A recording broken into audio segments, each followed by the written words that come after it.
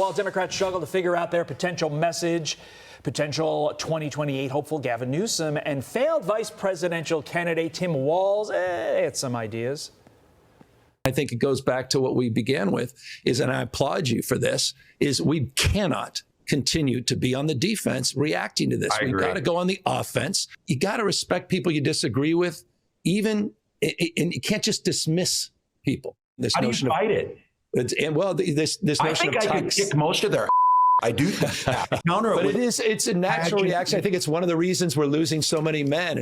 Fox News contributor Joe Concha joins us now. Joe, good morning to you. So this was really the tale of two messages here, because you have Governor Newsom saying Democrats just need to do better, right? And then Tim Walz is talking about fighting Republicans physically, getting in the WWE ring, he mentioned. He called Republicans bad people. So what do you think about this conversation as Democrats really try to dig themselves out of this hole here? Well, you watch this clip, Carly, Todd, of Newsom and goofy Tim Walz, the worst vice presidential candidate of our lifetime. Talk about Democrats, they need to go on the offensive. When Walz says, as you pointed out, he could kick Trump supporters, I won't use the word, but butts, we'll put it that way.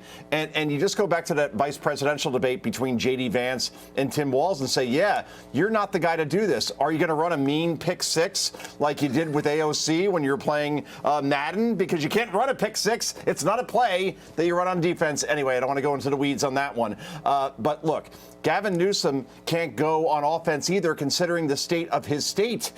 When you consider that highest poverty rate in the country, highest homeless rate in the country, Minnesota not too much better, more people moving out of Minnesota for places like Florida than any state in the country. So it's not a messaging problem. It's an ideology problem. It's a policy position problem. And the problem is when you go on the offense, you have to be on the right side of issues, and they're on the 20 side of every 80-20 issue in the country. So when you support Venezuelan gang members, for example, staying in the country instead of being deported, when you support late-term abortion, when you support tampons being in elementary school boys' bathrooms, when you support non-citizens being able to vote or voting without voter ID, you can't go on the offensive because most people don't agree with you in that regard. So talking tough, to your point, Carly, I guess that's going on the offensive, but most people say that and hear that and they say, yeah, no, you're not the guy to do that, no question. Yeah, what are they fighting? They're fighting common sense and the will of the voters. And sneaky move there by Gavin Newsom, because that split screen of the two of them,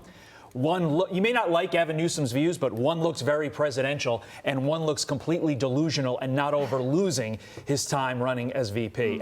Quite a contrast there. So great move there, Gavin Newsom. You win the chess match. Meantime, media pundits are not just defending the illegal migrant criminals being deported.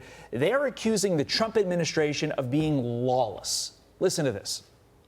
We are seeing a wide-ranging, strategic, deliberate effort by this White House to shift the balance of power away from Congress, away from the courts, into the presidency. He is simply testing the limits of our judicial system and testing the limits of our law. And while his minions are claiming that, this is the judge's fault and that they should be impeached, what he is doing and trying to do is lawless from top to bottom. So, Joe, I want to be clear as to what the media is saying here. It's lawless for a president to defend our national sovereignty, but it was perfectly fine when Joe Biden literally ignored immigration law over the course of 2021 to 2025 earlier this year. Am I reading that correctly? You're reading it correctly, Todd, and I feel like we should be wearing like really big dark rim glasses after seeing everybody in those clips. I guess that's a thing now.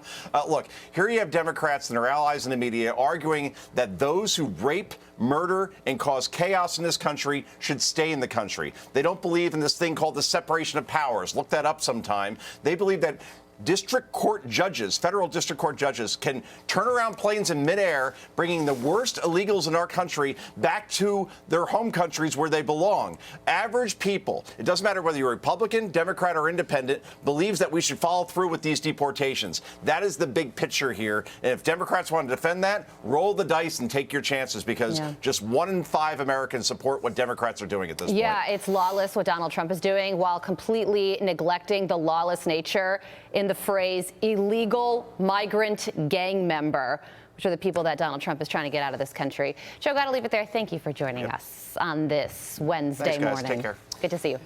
I'm Steve Ducey. I'm Brian Kilmeade. And I'm Ainsley Earhart. And click here to subscribe to the Fox News YouTube page to catch our hottest interviews and most compelling analysis.